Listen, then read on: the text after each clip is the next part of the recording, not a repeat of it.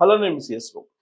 ఇటీవల కాలంలో తరచూ వినిపించినటువంటి మాట ఏంటంటే రైల్వేల గురించి ప్రైవేటీకరిస్తున్నారు.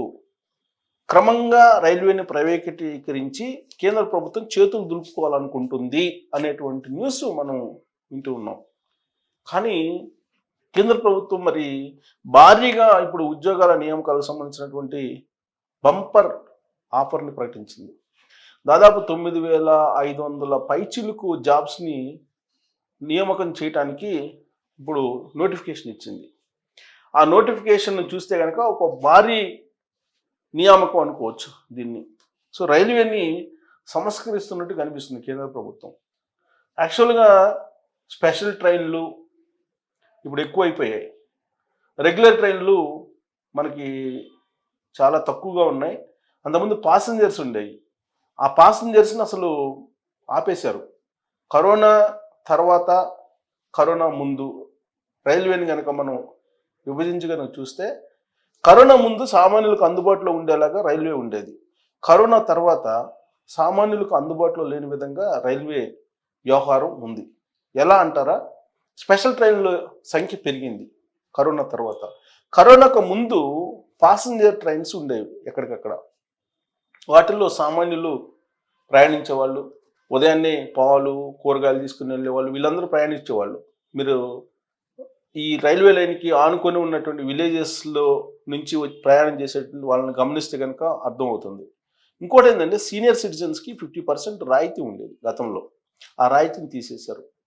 జర్నలిస్టులకు ఉండేది, అది తీసేశారు. అన్ని రాయితీలను తీసేశారు. రాయితీలు ఏమీ లేవు దాదాపుగా. ఒకవేళ ఏదన్నా కొన్ని ఉన్నప్పటికి కూడా అవి రైల్వే కౌంటర్కి వెళ్ళి మీరు బుక్ చేసుకోవాలి. ఇప్పుడేమో ఆన్లైన్ సిస్టమ్ మొత్తం. ఈ ఆన్లైన్ సిస్టంలో రైల్వే కౌంటర్కి వెళ్ళి బుక్ చేసుకోవటం అనేది చాలా తక్కువ మంది ఉంటారు. సో కొంతమందికి ఆ వెసులుబాటు కల్పిస్తున్నారు. అసలు కొంతమంది సీనియర్ సిటిజన్ కంప్లీట్ తొలగించేస్తారు. ఎప్పటికప్పుడే ఇదిగో రైల్వే మళ్ళీ రాయితీలు ఇస్తుంది సీనియర్ సిటిజన్స్కి అనేటువంటి ప్రకటనలు వస్తూ ఉన్నాయి. కానీ అది ఇంతవరకు అఫీషియల్గా రైల్వే శాఖ నుంచి రాలేదు. ఎప్పుడెప్పుడు వస్తుందా అని చెప్పి సీనియర్ సిటిజన్స్ చూస్తూ ఉన్నారు. ఎందుకంటే సీనియర్ సిటిజన్స్ వాళ్ళు అఫర్ట్ చేసేటువంటి కెపాసిటీ అందరికి ఉండదు. పెన్షన్స్ వస్తున్నాయి కొంతమందికి, బట్ అందరికి రావు కదా. బట్ అందరూ ఉద్యోగులే కాదు కదా, మామూలు వాళ్ళు కూడా ఎక్కువ. 95% మామూలు వాళ్ళే కదా సీనియర్ సిటిజన్స్ ఉండేది. కేవలం 5% ఉంటారు పెన్షన్స్ తీసుకునేటువంటి వాళ్ళు. సో కాబట్టి రైల్వే ప్రయాణం రాయితీ గతంలో ఉండేది. ఇప్పుడు బస్సులకి రాయితీ ఇస్తున్నారు, కానీ రైల్వేకి రాయితీ లేదు. నరేంద్ర మోడీ గారు ప్రధానమంత్రిగా వచ్చిన తర్వాత రాయితీలను కంప్లీట్గా రైల్వేకి తొలగించేశారు. ఇంకా స్పెషల్ ట్రైన్ల వ్యవహారం చూస్తే రెగ్యులర్ ట్రైన్ల కంటే కూడా స్పెషల్ ట్రైన్ల యొక్క ఫెయిర్ ఎక్కువగా ఉంది. ఈ స్పెషల్ ట్రైన్లు వేసి ఎక్కువగా ఫెయిర్ వసూలు చేస్తూ ఉన్నారు. 3, మీరు రిజర్వేషన్ బుక్ చేసుకుంటారు. రైల్వే బుక్ చేసుకున్న తర్వాత అది వెయిటింగ్ లిస్ట్ ఉంది. వెయిటింగ్ లిస్ట్ ఉంటే ఇంతకుముందు సర్వీస్ ఛార్జ్ 20 రూపీస్ వేసేవాళ్ళు. ఇప్పుడు 60 రూపీస్. 60 రూపీస్ ఇప్పుడు 60 రూపీస్ వేసి పోనీ ఇప్పుడు కన్ఫర్మేషన్కి సంబంధించినటువంటి దాని గ్యారంటీ ఉందంటే ఆల్మోస్ట్ ఎక్కువగా కన్ఫర్మ్ కానిటువంటి టికెట్లే ఉన్నాయి వెయిటింగ్ లిస్ట్. మరి ఆ సిస్టమ్ అలా తయారు చేస్తారో ఏంటో. ఆ విధంగా ఏడాదికి 9,000 కోట్ల రూపాయల ఆదాయం ఈ వెయిటింగ్ లిస్టు ఉండి కన్ఫర్మ్ కానిటువంటి టికెట్ల ద్వారా సర్వీస్ ఛార్జ్ రూపంలో కేంద్ర ప్రభుత్వానికి జమ అవుతుందని చెప్పి ఇప్పుడు తాజాగా లెక్క తేల్చారు. మరి ఇవన్నీ కూడా ప్రజల నుంచి పరోక్షంగా డబ్బులు వసూలు చేసే కార్యక్రమమే రైల్వే. స్పెషల్ ట్రైన్ల విషయంలో కానీ, లేదా ఈ వెయిటింగ్ లిస్ట్లో ఉండేటువంటి కన్ఫర్మ్ కాకపోతే 60 రూపీస్ని వసూలు చేయటం కానీ, ఇవన్నీ కూడా. ఇదంతా ఒక అంశం అయితే, మరొక అంశం ఏంటంటే మరి పాసింజర్ రైళ్ళు ఎందుకు లేవు కరోనా తర్వాత? రెగ్యులర్ ట్రైన్స్ని ఎందుకు పెంచలేకపోతున్నారు? పోనీ స్పెషల్ ట్రైన్లోనో రెగ్యులర్ ట్రైన్లోనో జనరల్ బోగీల సంఖ్యను ఎందుకు పెంచలేకపోతున్నారు అని ప్రశ్న వేసుకుంటే, ఈ బోగీల సంఖ్య తక్కువగా ఉంది అనేది ఒకటి. 2, లోకో పైలట్ల కొరత ఉంది, అందుకే కొన్ని ట్రైన్స్ని మేము వేయలేకపోతున్నాం అనేది రైల్వే శాఖ చెప్తుంది. బహుశా అందుకేనేమో ఇప్పుడు భారీగా రిక్రూట్మెంట్ పెట్టింది. జనరల్ కంపార్ట్మెంట్స్ సంఖ్య తగ్గించేస్తుంది. నేననేది స్లీపర్ క్లాస్ కాదు. స్లీపర్ క్లాస్లో రిజర్వేషన్ ఉంటుంది, కానీ ఒక 2, 3 జనరల్ ఉంటాయి. అంటే ఎవరైనా ఎక్కచ్చు వితౌట్ రిజర్వేషన్ టికెట్ తీసుకొని. అవి వాటి సంఖ్య తగ్గిపోతుంది. వాటిలో అయితే కిక్కిరిసిపోతున్నారు జనాలు. ఇక స్లీపర్ క్లాస్ విషయం తీసుకుంటే స్లీపర్ క్లాస్లో మీరు ప్రశాంతంగా పనుకునేటువంటి అవకాశమే లేదు. మామూలు టికెట్ తీసుకుని కూడా జనాలు ఎక్కేస్తున్నారు. దానికి పనిష్మెంట్ వేస్తారంటే టీసీలు జేబులు వేసుకుంటున్నారు డబ్బులు. వాళ్ళని నియంత్రించట్లా. ఆ వచ్చినటువంటి వాళ్ళు దొంగలో లేకపోతే ఇతరులో తెలియదు. అందుకే ఈ మధ్యకాలంలో రైల్వేలో దొంగలు ఎక్కువ పడుతున్నారు. రైల్వేలో దోపిడీలు ఎక్కువ జరుగుతున్నాయి స్లీపర్ క్లాసుల్లో. థర్డ్ ఏసీ వరకు కూడా ఎవరో ఒకరు ఎక్కుతున్నారు. సెకండ్ ఏసీ ఫస్ట్ ఏసీకి మాత్రమే రావట్లేదులా ఉంది.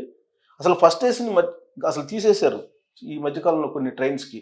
ఫస్ట్ ఏసీని తీసేసి ఆ ఫస్ట్ ఏసీని సెకండ్ టైర్గా మార్చేశారు. నేను ఈ మధ్య గమనించాను.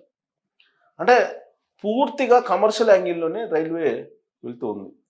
కంప్లీట్ కమర్షియల్ యాంగిల్లో రైల్వే వెళ్తుంది. సో స్పెషల్ ట్రైన్స్కి వాళ్ళకి మామూలు రెగ్యులర్ ట్రైన్ కన్నా ఎక్కువ ఛార్జ్ ఉంటుంది. ఇంకోటి స్పెషల్ ట్రైన్లో మీరు టికెట్ బుక్ చేసుకుంటే మీరు క్యాన్సిల్ చేయలేరు. క్యాన్సిల్ చేయడానికి అవకాశం ఇవ్వట్లా. ఈ మధ్యకాలంలో మీరు స్పెషల్ ట్రైన్ని మీరు బుక్ చేసుకుంటే కనుక క్యాన్సిల్ ఆప్షన్ ఉంటుంది ఆన్లైన్లో. అది కొడితే కనుక సారీ నెట్వర్క్ నాట్ యాక్సెస్ అని అంటుంది. అంటే మీరు ఒక్కసారి స్పెషల్ ట్రైన్లో మీరు కనుక బుక్ చేస్తే మళ్ళీ క్యాన్సిలేషన్ అనేది ఉండదు, మొత్తం డబ్బు పోయినట్టే. సో ఇలాంటి పరిస్థితి రైల్వేలో ఉంది. ఇవన్నీ కూడా కొన్ని లోపాల రైల్వేలో ఉన్నాయి, సామాన్యుడు ప్రయాణించేటువంటి రైల్వేలో. దీనికి సంబంధించి భారీ రిక్రూట్మెంట్ చేస్తారు. దానికి సంబంధించిన నోటిఫికేషన్ మీకు చూపించేటువంటి ప్రయత్నం చేస్తాను. ఇదిగోండి నోటిఫికేషను. ఆర్ఆర్బి 9,970, దాదాపు 1000 పోస్టులు. ఇది ఏంది? Assistant loco pilot jobs notification. నేను అదే చెప్పాను, assistant loco pilot. Loco pilots లోపం లేదంటే వాళ్ళ కొరత ఉండబట్టే ట్రైన్స్ నడపలేకపోతున్నాము అంటున్నారు. Railway recruitment board 9,970 assistant loco pilot ఉద్యోగాల భర్తీ కోసం నోటిఫికేషన్ జారీ చేసింది. RRB 9,970 assistant loco pilot jobs notification. అర్హత 10వ తరగతి ఉత్తీర్ణతతో పాటు సంబంధిత విభాగంలో ఐటీఐ ట్రేడ్ పూర్తి చేసి ఉండాలి, లేదా ఇంజనీరింగ్లో డిగ్రీ లేదా డిప్లొమా పూర్తి చేసి ఉండాలి. వయోపరిమితి 2025 జూలై 1 నాటికి 18 నుండి 30 సంవత్సరాల మధ్య వయసు కలిగి ఉండాలి. రిజర్వేషన్ల ఆధారంగా వయోపరిమితిలో సడలింపు కలదు. దరఖాస్తు విధానం ఆన్లైన్ ద్వారా దరఖాస్తు చేసుకోవాల్సి ఉంటుంది. ఈ లింక్ కూడా పెట్టారు. జనరల్ ఓబీసీ అభ్యర్థులకు 500 రూపాయలు, మిగతా వారికి 200 రూపాయలు. అప్లికేషన్ గడువు ఏప్రిల్ 12 నుంచి మే 11 వరకు కలదు. సో ఇవాళ 6వ తారీఖు, ఇంకొక 4 రోజులు ఉంది, ఇంకొక 5 రోజులు ఉంది. 6వ తారీఖు అంటే 5 రోజులు ఉంది. ఈ 5 రోజుల్లో మీరు చూడండి వెబ్సైట్ indianrailways.gov.in. ఇది మీరు ఓపెన్ చేస్తే ఇలా వస్తుంది. దీంట్లో మీరు అప్లై చేసుకోవచ్చు. Indian railways indianrailways.gov.in. ఇది దీంట్లో అప్లై చేస్తే మీరు దీంట్లో అప్లై చేసుకోవచ్చు. ఇక్కడ చూడండి, ఇక్కడ ఉంటుంది చూడండి రిక్రూట్మెంట్ అనేది. ఈ రిక్రూట్మెంట్ దాంట్లో క్లిక్ చేస్తే మీరు ఇది అప్లై చేసుకోవచ్చు, అప్లికేషన్ వస్తుంది. సో దాని ద్వారా మీరు అప్లై చేసుకోవచ్చు అని చెప్తున్నారు. ఎనీహౌ లోకో పైలట్స్ అపాయింట్ అయిన తర్వాత అయినా అట్లీస్ట్ కేంద్ర ప్రభుత్వం రెగ్యులర్ ట్రైన్స్ సంఖ్య పెంచుతుందేమో చూడాలి. ఇప్పటివరకు అయితే రెగ్యులర్ ట్రైన్స్ సంఖ్యను తగ్గించింది, స్పెషల్ ట్రైన్లు మాత్రమే అలౌ చేస్తుంది. సీనియర్ సిటిజన్స్కి ఇప్పటివరకు రాయితీలు ఇవ్వట్లేదు. ఇవన్నీ మరి రాయితీలు ఇవ్వడంతో పాటు లోకో పైలట్స్ సంఖ్య వస్తుంది కాబట్టి, రిక్రూట్మెంట్ జరుగుతుంది కాబట్టి పాసెంజర్స్ని కూడా మళ్ళీ అందుబాటులోకి తీసుకొస్తారా లేదంటే ఇంకా కమర్షియల్ యాంగిల్లో వందే భారత్ ఇలా రకరకాలు వస్తున్నాయి, వాటికి వీళ్ళను ఉపయోగిస్తారా అనేది మనం వేచి చూడాలి. Thank you.